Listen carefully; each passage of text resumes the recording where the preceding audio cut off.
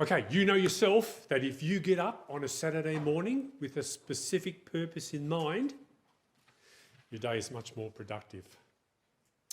You've got a focus, a sense of direction, and your day unfolds accordingly. Is that the way it is? And it's the same if you have a main life purpose as well. It gives us a sense of direction and helps to establish our priorities and to focus on what's important. Without doubt, Nehemiah had a clear sense of purpose when he left Persia to go across to Israel. And that clear sense of purpose helped him significantly to carry out the task that he went there to do. It gave him a vision of the outcome that he wanted to achieve, the ability to inspire a very disheartened workforce, determination to work through difficulties as they arose, and clarity in his dealing with opponents. As a direct result of Nehemiah's clear sense of purpose and his involvement in the lives of the people at Jerusalem, the walls around the city were completed, and the administration of the city was also vastly improved. Now, what I'd like to briefly consider this morning is how did that very clear sense of purpose that Nehemiah had come about? What happened that gave him a very strong sense of mission? Well, I'd like us to read the first 4 verses in his book with this in mind. And be looking for this thing. How did Nehemiah's strong sense of purpose come about? Nehemiah chapter 1 and verses 1 to 3 first of all. The words of Nehemiah, the son of Hakaliah. It came to pass in the month of Chislev, in the 20th year, as I was in Shushan, the citadel, that Hanani, one of my brethren, came with men from Judah. And I asked them concerning the Jews who had escaped, who had survived the captivity, and concerning Jerusalem. And they said to me, the survivors who were left from the captivity in the province are there in great distress and reproach. The wall of Jerusalem is also broken down, and its gates are burned with fire. So just reviewing, the first thing that happened was that Nehemiah made an inquiry. Some of his relatives came across from Israel, and when he saw them, he asked them about the state of affairs back in the land there. And the news he heard was bleak, was not good.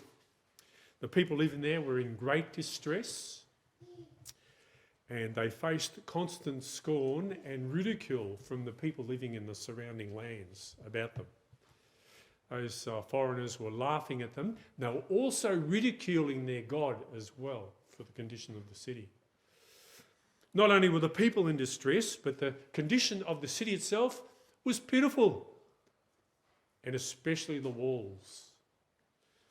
This meant that Jerusalem couldn't be defended against the numerous enemies living in the lands around. It also meant that the temple that had been built under Zerubbabel couldn't be defended. So things weren't good. The city was vulnerable and things weren't good. Now, what did Nehemiah do when he heard that report from his brethren that came across? What did he do? Well, we don't have to think about it, we can read it. Look in verse 4, he tells us what he did. Verse 4, so it was when I heard these words that I sat down and wept and mourned for many days.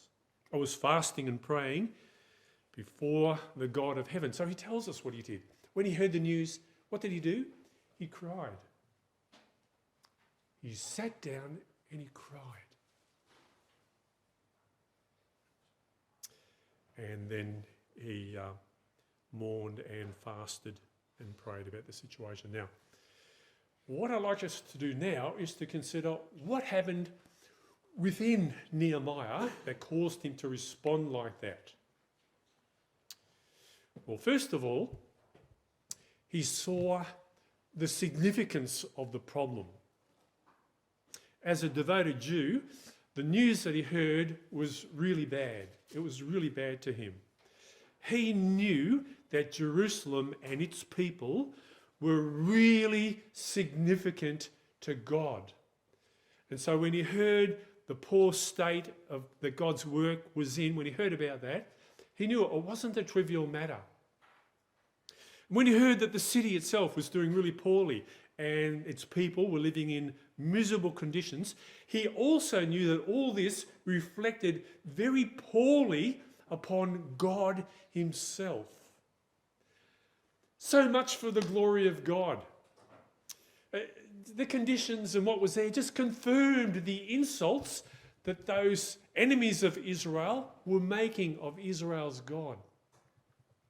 So first of all, Nehemiah saw deep significance in what was happening there back in Israel.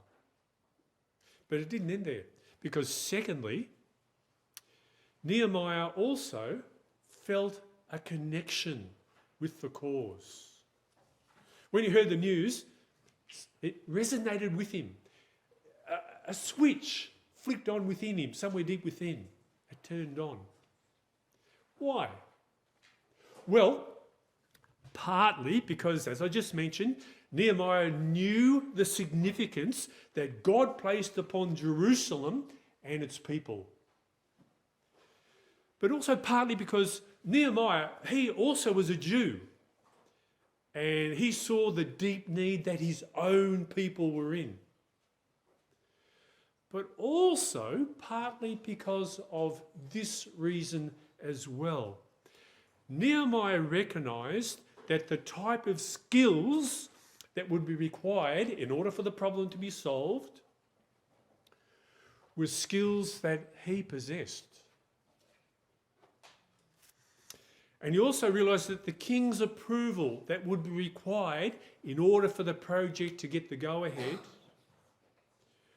was possibly that which he himself would be able to obtain, because he was that king's very own personal bodyguard. And so Nehemiah realised that if the Lord was in it, he himself would be able to make a difference and improve the miserable condition that God's people and God's work was in. And then thirdly, over the weeks that followed, Nehemiah pondered the possibilities.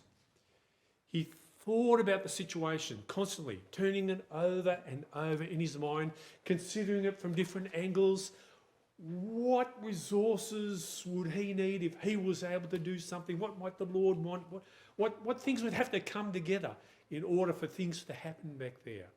He turned it over and over in his mind, and he did that for about 4 months with prayer and with fasting.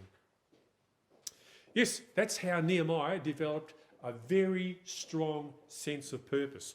First of all, he made an inquiry to find out about the situation. Secondly, he understood the significance of the problem. Thirdly, he felt a connection with the cause. And fourthly, he pondered the possibilities with prayer over a period of time. And after doing those things, he then took action. So that was Nehemiah's situation. Now, what about you? Do you currently have a sense of purpose that gives you a reason to get up in the morning? And is that sense of purpose, if you do have a sense of purpose, is that sense of purpose in some way related to something which is significant to God? Something that pleases the Lord? If not, what is something that you are able to do that could make a difference to someone or to something or to a project and would please the Lord. You may be aware of some causes that don't get your attention at all. Not your cup of tea, you're not gifted, it's not your mindset, you haven't got the ability, or perhaps you have, but the opportunity has passed. But there should be other things that you should be able to do.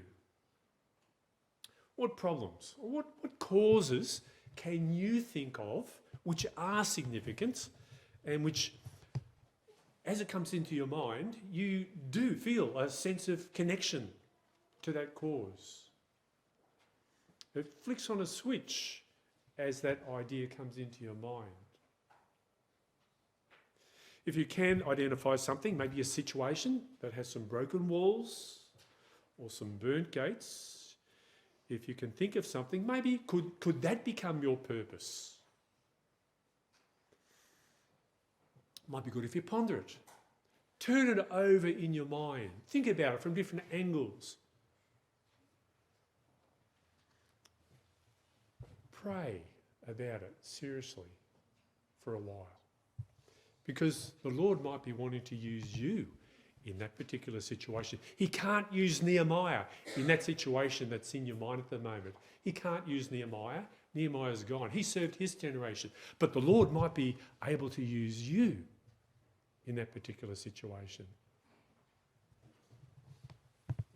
Today we're focusing on missions. So as we conclude, I'd like to make you aware of this particular cause, which you would be aware is one which is very important to the Lord.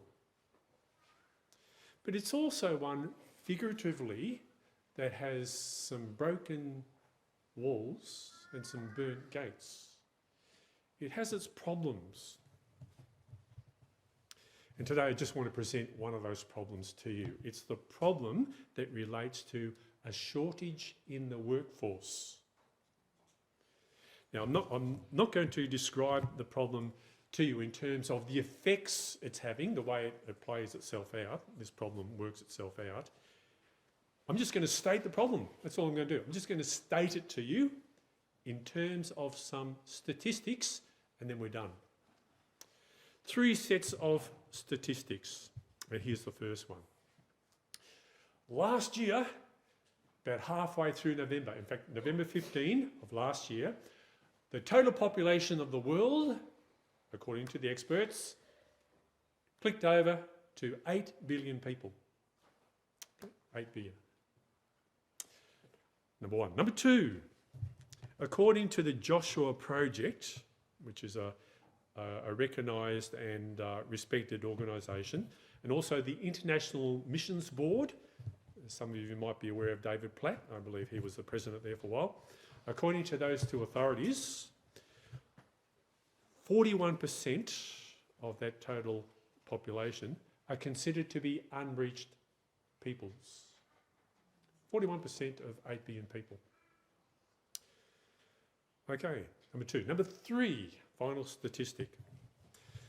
Okay, according to Frontier Harvest Ministries in 2007, no significant shift in trends, but we're using that statistic. 95% of all full-time Christian workers were working in the Christian world.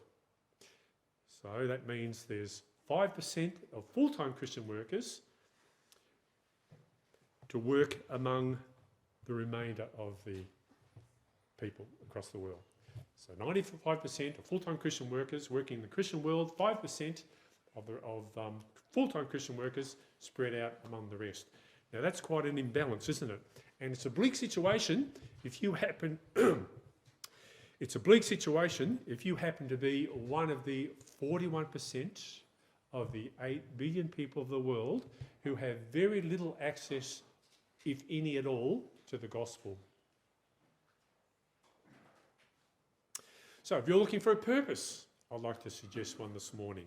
Here's a purpose you might like to include in your life. Get your computer out, go online, peoplegroup.org, and a number of people groups will come on screen. Then push more, and you'll get a huge list of people groups. Choose one. Choose one that's unreached and research it. Find out the situation. Who are these people? How many in the people group? Where are they located? What religious groups, if any, are working among them? Find out about them. Research their situation and then determine to pray specifically for your people group. This is not a church activity, this is just you. You pray for that particular people group and for the details that you can find out, that you can research. Pray especially that labourers, people that understand the gospel, not just religious groups. Many people groups up in Papua New Guinea, I saw on this site, are categorised as being reached, but they're not. The Roman Catholics among them, and that's the only group on a lot of occasions that are among them, and they're considered to be reached. But find out who's working among them. Pray specifically the people who understand the gospel would go and to work among your people group, that they could come off the unreached people groups list and have their own witness, their own church active and functioning among them that can reach their own. There's an idea, there's a purpose. Or if these figures really resonate within you and you feel some sort of very strong connection, ponder it, maybe you. Ponder the possibility of maybe you becoming one of the 5% of full-time Christian workers that spreads out somewhere among the 41% of the 8 billion people who are considered to be unreached.